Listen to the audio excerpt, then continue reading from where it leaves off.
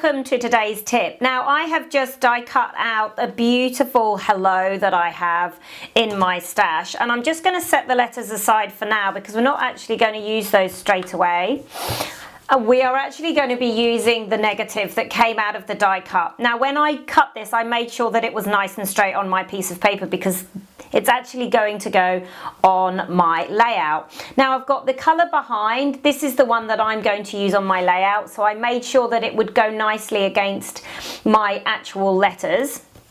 And what we are going to do is we're going to use our watermark stamp, or if you've got the embossing stamp, the nice sticky one, use that one too. And I'm literally going to just stamp very carefully through the stencil.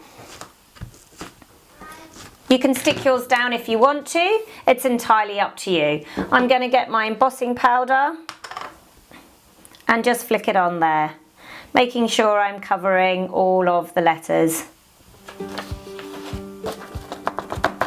Now it's a little bit faded in that corner, but I'm not too worried about that.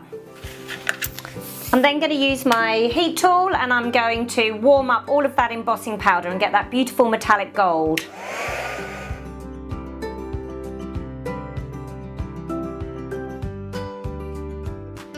Now I'm just going with one coat there, I'm not adding another embossing layer on.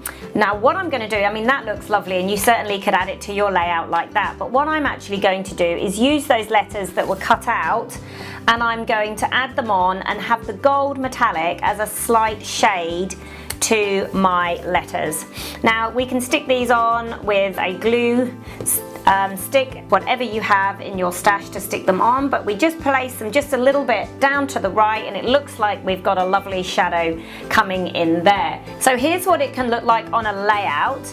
Now I have actually put the letters in front of the photograph just to bring it all in, and I've got my shadow out the back there. I'm thinking I might actually put the gold trim that we did in a previous tip on the side of my letters on my title, but we'll see. But I just wanted to show you what it can look like on a layout. Hope you've enjoyed this tip and I'll see you next time.